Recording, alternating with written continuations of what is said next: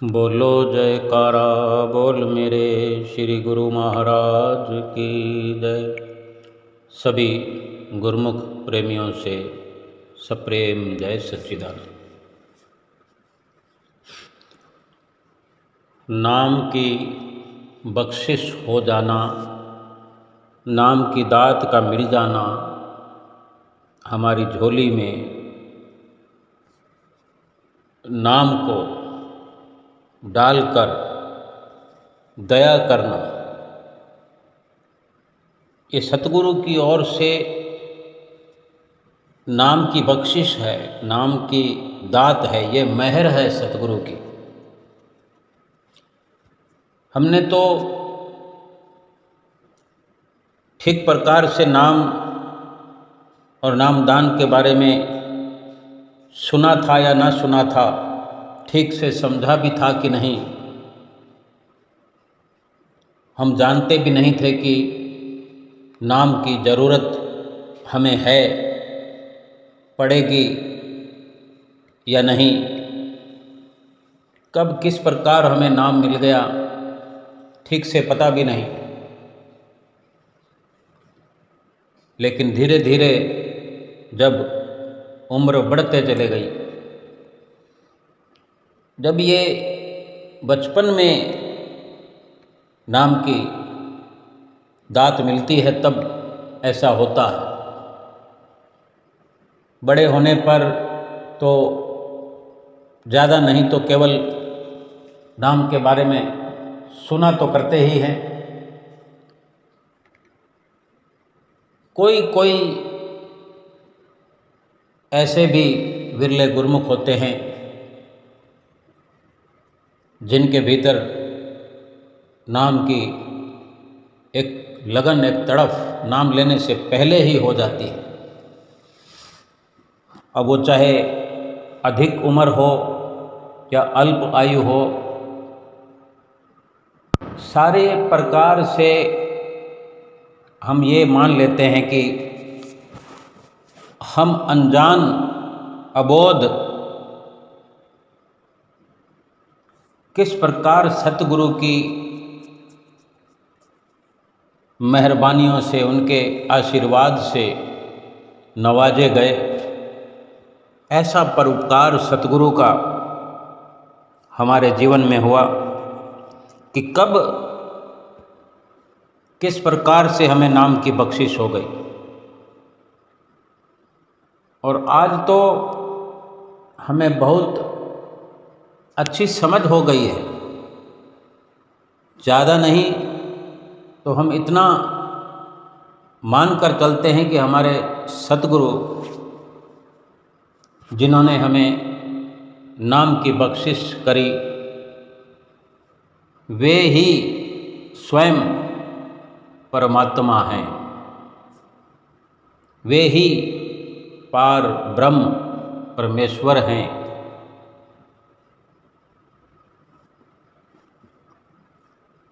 उन्होंने न हमारी जात देखी, न पात देखी, न ऊंच देखी, न नीच देखी, न हमारे पाप कर्मों को देखा, न हमारी अमीरी गरीबी देखी। हम तो सर पर पापों की गठड़ी उठाकर मेल से भरा हुआ मेला कुचेला मन रूपी बर्तन लेकर जैसे भी सतगुरु की शरण में, सतगुरु की नज़दीकी में पहुँचे, उन्होंने हमें नाम प्रदान कर दिया। और जैसे कि हमें पता भी नहीं लगा कि उन्होंने हमें एक सुधरने का, पाप कर्मों से बाहर निकलने का, पापों की गठड़ी को मुकम्मल तौर से हमारे सिर से उतारने का जैसे जिम्मा लिया हुआ हो, हमें मालिक के सच्चे नाम के साथ जोड़ दिया, इतनी रहमत कर दी। एक ही हमें काम बताया कि अब भजन सुमरन करना है। अगर नाम मिल गया है, तो अब नाम को सुमर करके नामी से मिलना है। जिस मालिक का नाम मिला है उस मालिक के नाम को जप कर, इस मालिक के नाम को सिमर कर मालिक से मिलना है। ये नाम ही मालिक से मिलाएगा और यही रास्ता मुक्ति का है, भजन सुमरन करना। अब हम विचार कर सकते हैं, विचार करें कि हम क्या कर रहे हैं, इस बहुमूल्य दात की क्या कीमत समझ रहे हैं, कितनी कदर कर रहे हैं। ठीक से विचारने पर ये निर्णय हो जाएगा कि अधिकतर हमारे अंदर से यही आवाज़ आएगी कि हम आज नहीं कल, आज नहीं कल, और फिर कल कहते हैं परसों।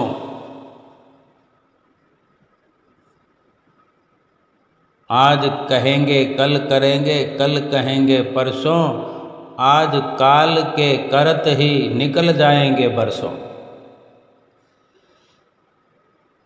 जब हर काम के लिए समय निकाल रहे हैं,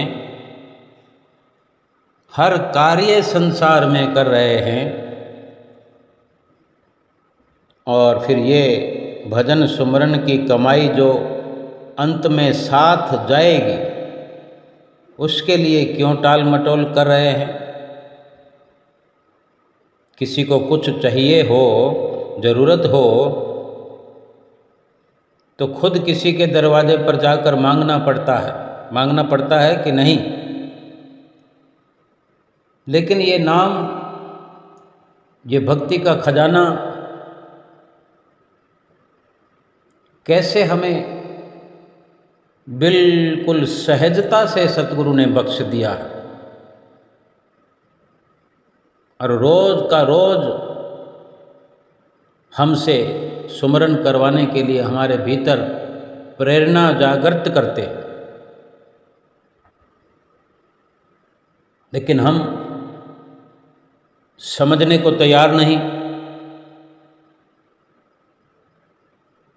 वे भक्ति का खजाना हमारे भीतर भरपूर कर देना चाहते हैं और हमें गफलत की नींद में सोए रहने से फुर्सत ही नहीं। क्या हमने सोचा कि ये समय जो मिला है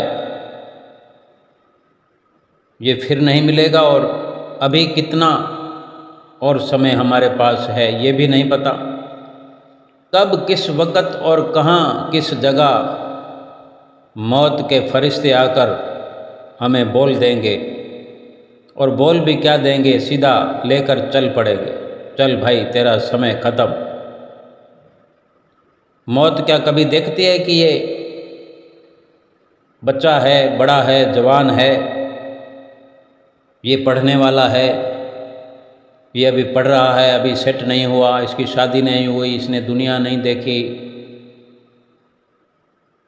नहीं देखती। बाद में इसके घर वालों को कौन संभालेगा, क्या दिक्कत होगी, क्या परेशानी होगी। कोई अगर कह दे कि मैं एक बार अपने घर जाकर बता दूं कि मेरी मौत आ गई है, इतना भी अवसर नहीं है, इतनी भी छूट नहीं है। क्या ये हम जानते नहीं हैं? सब जानते हैं, फिर भी ना जाने कौन सी लापरवाहियों में हम घिरे हुए हैं। इतना प्रमाद, इतना आलस्य नाम जपने में, प्रभु नाम का सुमरन करने में। एक सांस भी फालतू नहीं मिल सकती। जब मृत्यु आकर दबोचती है तो एक श्वास का भी अवसर नहीं मिलता, एक श्वास का वक्त नहीं मिलता कि मृत्यु हमसे पूछ ले कि भाई कोई तुम्हारी आखिरी ख्वाहिश। ये हर ख्वाहिश जो हमने जीवन में की वो आखिरी ही ख्वाहिश थी। अब हम विचार करें कि हम कौन सी ख्वाहिशें पालते रहे, कौन सी ख्वाहिशें करते रहे, कौन सी ख्वाहिशों को पूरा करते रहे जिनके कारण नाम नहीं सुमर सके, नाम का सुमरन नहीं कर सके।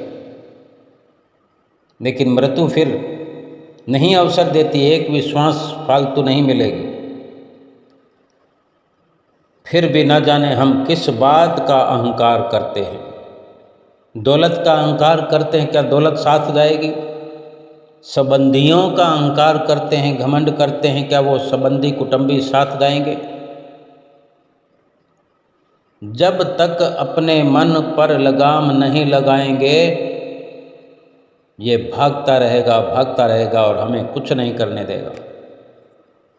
और जब मन पर लगाम लगेगी फिर बार बार भागते हुए भी खिंच खिंच करके रास्ते पर आएगा। अगर संतों महापुरुषों के आशीर्वाद मिल जाने पर, उनकी संगत सोबत मिल जाने पर भी हमने अपना जन्म सफल नहीं किया,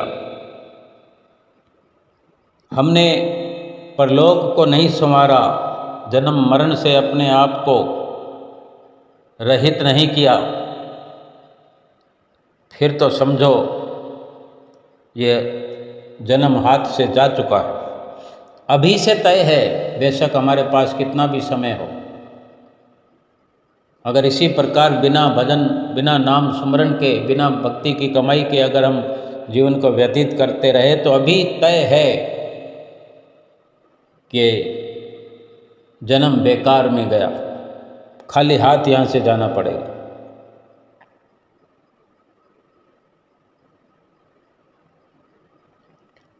अगर साधनामय, भक्तिमय जीवन व्यतीत करना चाहते हैं तो मन पर भरोसा करना छोड़ देना पड़ेगा। इस मन ने आज तक हमें अधोगति में ला कर गिराया है, 84 लाख योनियों में गिराया है, न जाने कितनी बार, क्या मालूम कितनी 84 भुगत कर आए हैं। मन पर भरोसा समाप्त करना पड़ेगा। परमात्मा के प्रति अटूट विश्वास, श्रद्धा, पूर्ण तौर पर विश्वास और श्रद्धा बनाकर रखते हुए उनके बख्शे हुए नाम का सुमरन, भजन, अभ्यास करके ही अपने जीवन को सफल किया जा सकता है।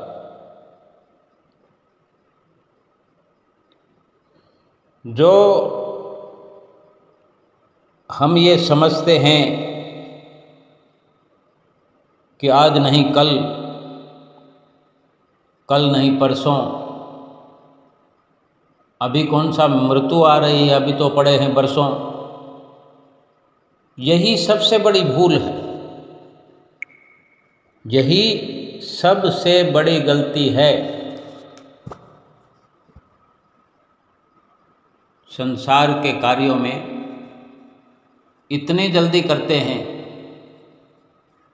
कहीं से कोई भी संसारिक लाभ होता हुआ दिखाई देता है, दौड़ पड़ते हैं तुरंत, बिना किसी लापरवाही के, बिना किसी समय को देखे चल पड़ते हैं, न सर्दी, न गर्मी, न धूप। जो केवल संसारिक और मनुष्य शरीर के निमित्त कार्य है, कितनी देर का लाभ है, कितनी देर तक टिकने वाला है, कितना लाभ है,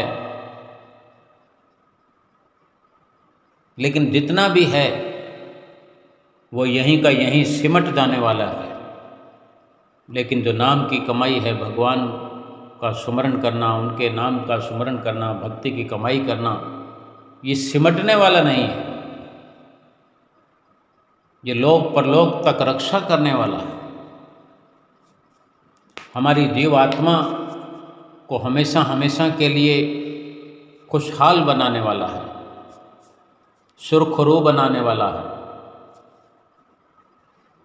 संसार के कार्यों में जितनी स्फूर्ति हम दिखाते हैं, जितनी सजगता दिखाते हैं, छोटे से छोटे कार्य को हम कितना जिम्मेदारी से करते हैं। सुबह से लेकर रात तक, और रात को भी क्या, देर रात तक संसार की तरक्की के लिए, छोटे बच्चों की परवरिश के लिए, घर मकान बनाने के लिए, दुकानदारी के लिए, नौकरी पेशा के लिए, ब्याह सगाई के लिए अथक प्रयास करते हैं और समझते हैं कि यही जिम्मेदारी है हमारी।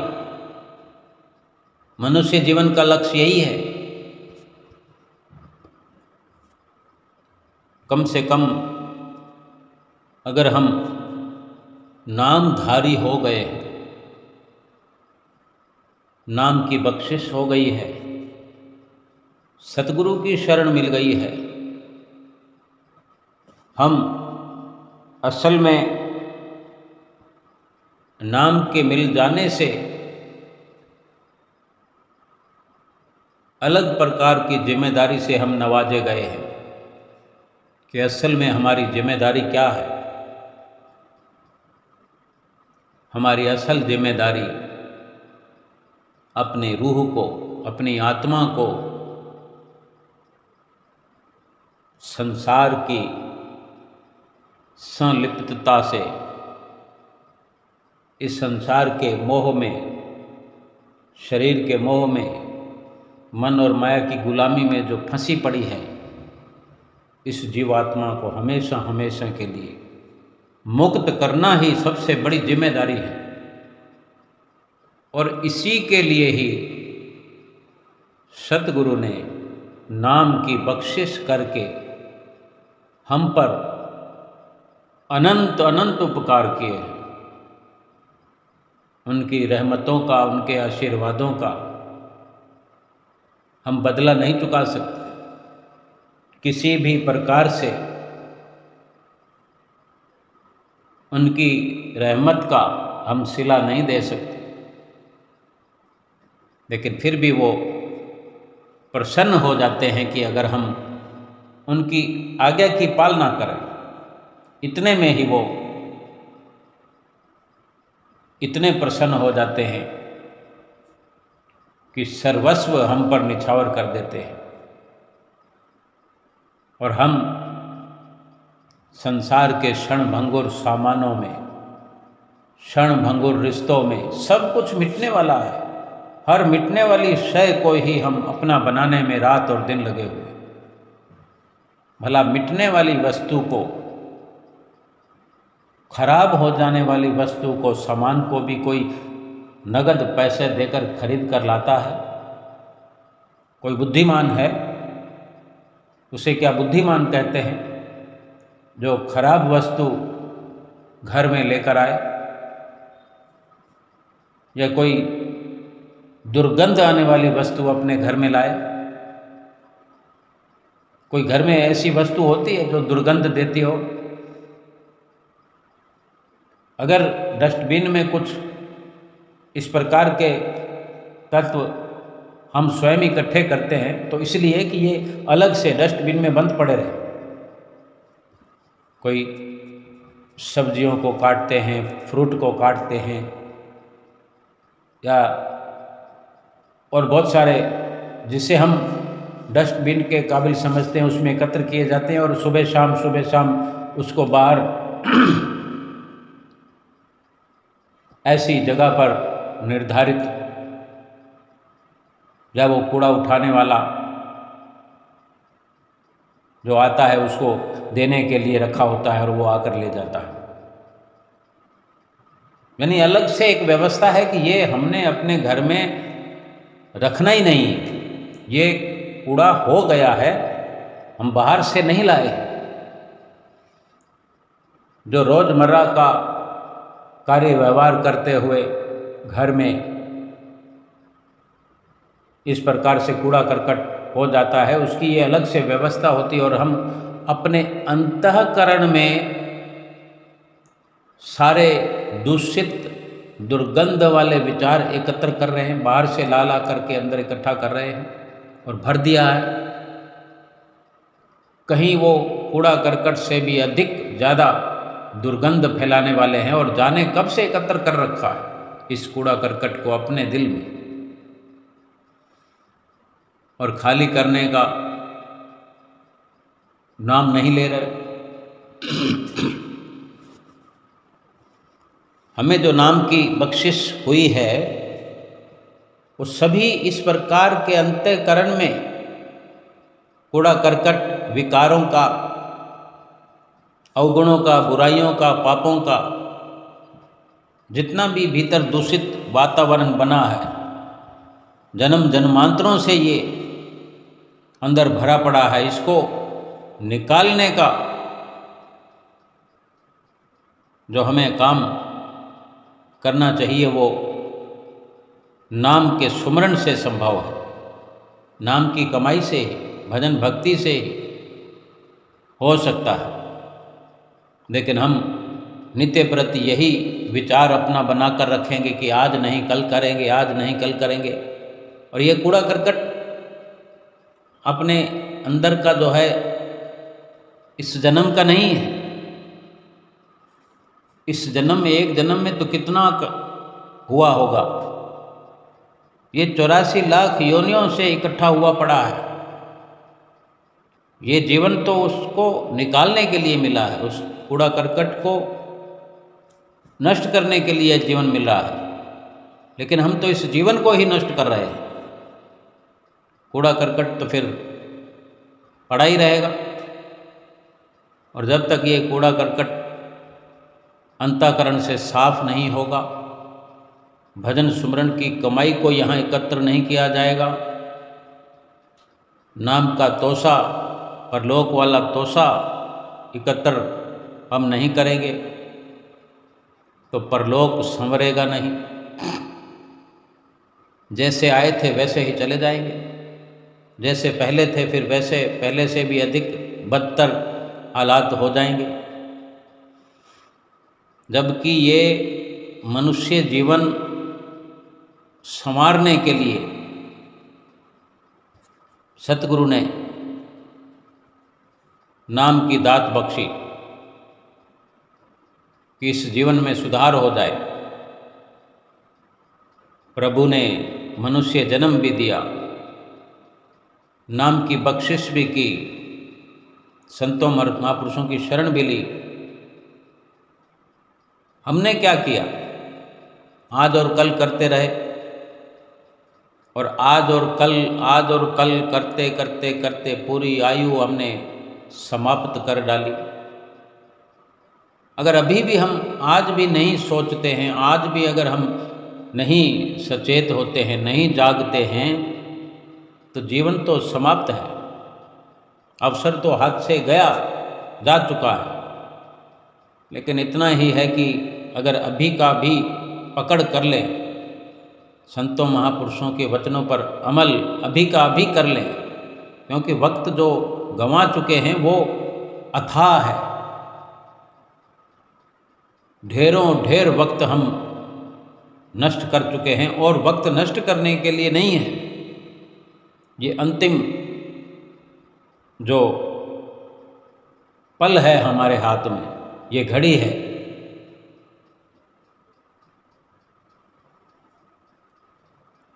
केवल यही बाकी है, इसी के सहारे ना जाने कितनी कृपा सतगुरु और कर दें और हम अपना जीवन सफल कर लें। इसी पल सतगुरु के दिए हुए नाम की कमाई में लगे, भजन भक्ति करें। संसार का कार्य कैसे होगा, कौन करेगा? जब हम इस दुनिया में नहीं रहेंगे तब कौन करेगा? हम जो अधिक से अधिक नेह संसार और संसार के रिश्तेदारों में, कुटुंबियों में धन पदार्थों में, महल माड़ियों में लगाते हैं। यही समझते हैं कि कौन करेगा, हम अगर भजन भक्ति में लग जाएंगे तो ये सारे काम कौन करेगा।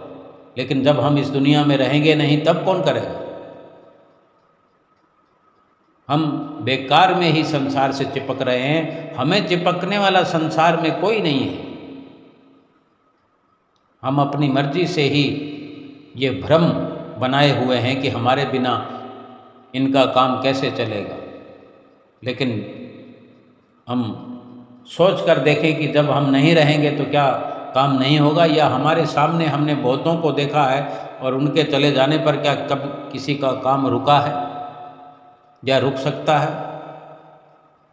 हम अपनी सोच को बदलें, अपनी विचारधारा को बदलें और अपनी बदलती हुई सोच के साथ सतगुरु के बख्शे हुए नाम का अधिक से अधिक सुमरण करते हुए, सतगुरु की प्रसन्नता प्राप्त करते हुए